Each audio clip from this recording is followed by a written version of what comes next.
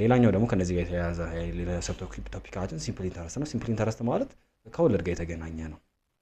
ሶ እነዚህ ጋር ለምሳሌ ከወለድ ጋር ማለት ከብድር ጋር የተገናኘ ነው ማለት ነው። አንድ ሰው ሄዶ ከባንክ አበድሩኝ ቢላቸው እነሱ ሰዎች ያበድሩትና ከዛ በኋላ ግን አሁን ለምሳሌ 100 ብር ይበደራቸው ስትመልስ ግን 120 ብር አድርገህ ነው የምትመልሰው ይሉታል ማለት ነው።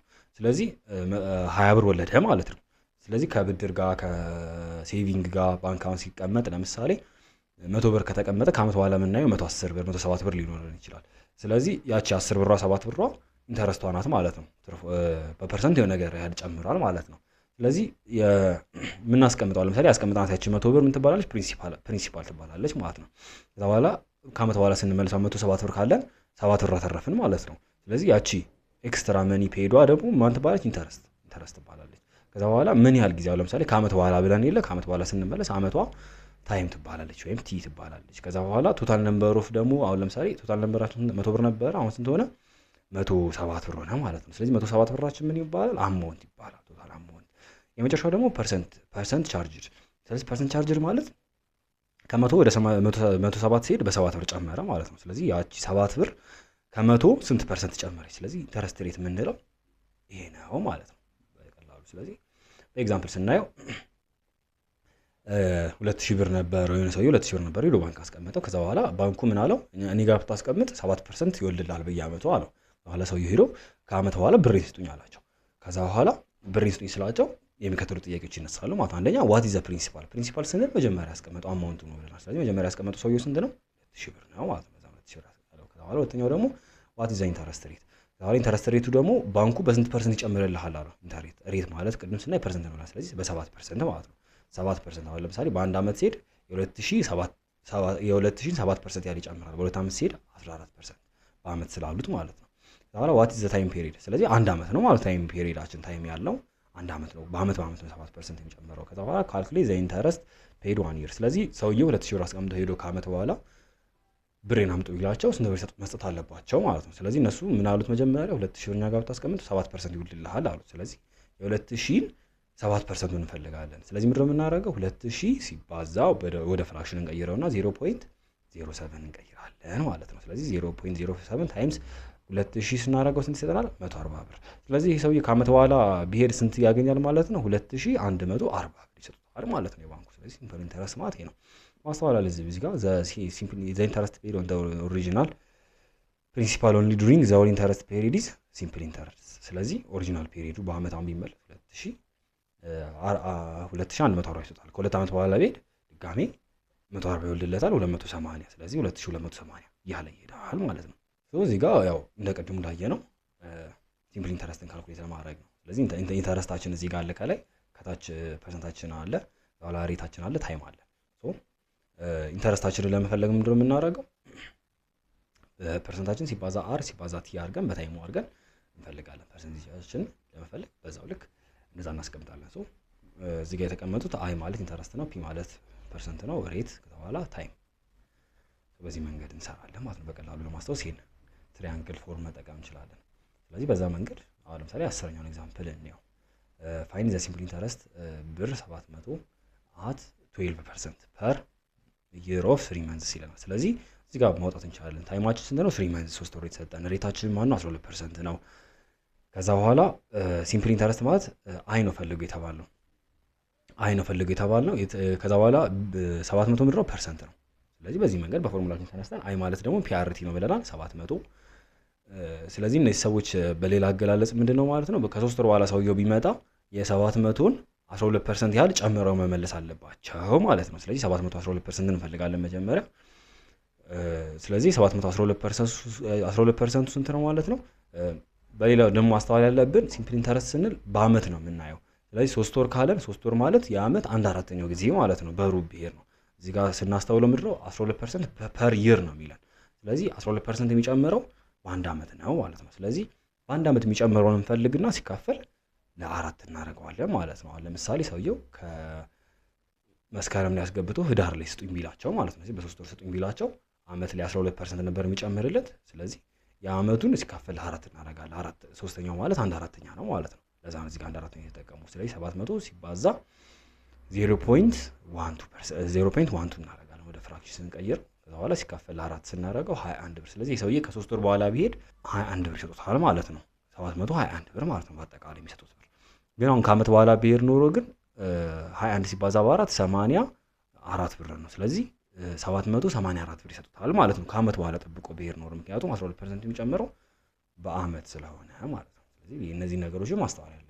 አሁን እዚህ ጋር ለምሳሌ የዚህኛው ኤግዛምፕል ላይ ምንድነው የሚለን 24200 ብር አለ። ከዛ በኋላ ለሁለት አመት ነው። ከዛ በኋላ 10% ፐር አንም ይለናል። ስለዚህ አና ማለት ደግሞ ምንድነው ጊዜ ማለት ነው። አይ ቲንክ ይሄኛው የኮምፓውንድ ኢንተረስት ነው። ኮምፓውንድ ኢንተረስትን እንያውና እንመለስበታለን። ሶ ኮምፓውንድ ኢንተረስት ምንድነው? ሲምፕል ኢንተረስት ስንል አንድ ሰው ለምሳሌ በ12% ኢንተረስት ቢያበድረው የዛን 12% ጨምሮ ይሰጣል። ግን ኮምፓውንድ ኢንተረስት ሲባል አሁን ለምሳሌ እኛ ከባንክ 100,000 ብር ብንበደር ከዛ በኋላ በ7% ነው ያበድርኳችሁ ቢለን ከዛ በኋላ ግን ያ 7% ካቆየን ብሩን ካቆየን አሁን ለምሳሌ ከአመት በኋላ ስትመጡ 7% ጨምራችሁ ይዛችሁ ነው ይላችኋል ባንካችሁ። ስለዚህ የ100,000 7% ስንት ነው? 7,000 ብር ማለት። ስለዚህ 107,000 ብር ትሰጡታላችሁ ማለት ነው ለባንኩ።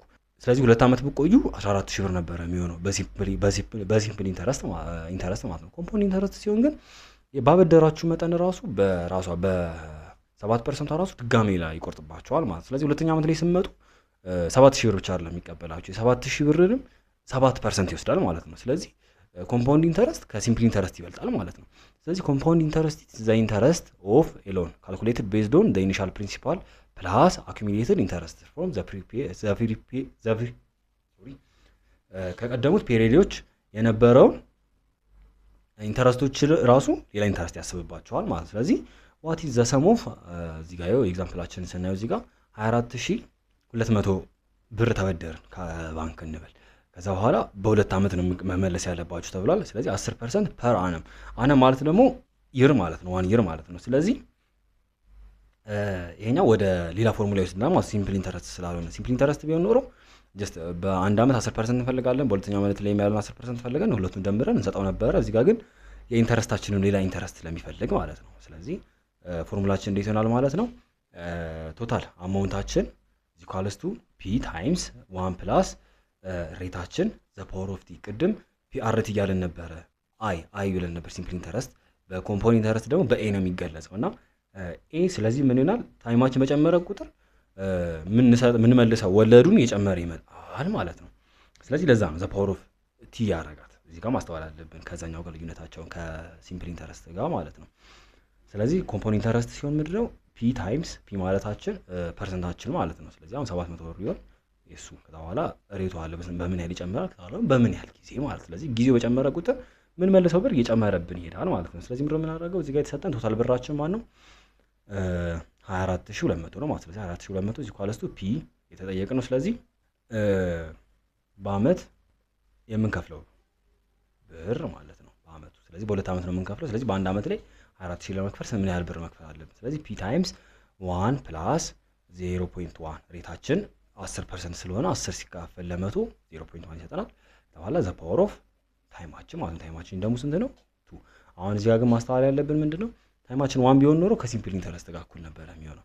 እዚህ ጋር 2 ስለሆነ 2 አመት ሲሆን የመጀመሪያ አመት ላይ ፕሪቪየስ ፔሪየድ ኢንተረስት አለ 10% ማለት ነው። የሱንም 10% ስለሚወስድ የቶታል አማውንታችንን ይወስዳል፣ የኢንተረስታችንንም ድጋሚ ስለሚወስድ ለዛ ነው ስኬር የሆነው። ስለዚህ እሱን ስንፈልግ በመጀመሪያ አመት ላይ ኮምፓውንድ አኑዋሊ ማለት በየአመቱ ብንከፍል፣ ስለዚህ መጀመሪያው አመት ላይ ስንት መክፈል አለበት ማለት ነው? ሰውዬ 20,000 ብር መክፈል አለበት ማለት ነው።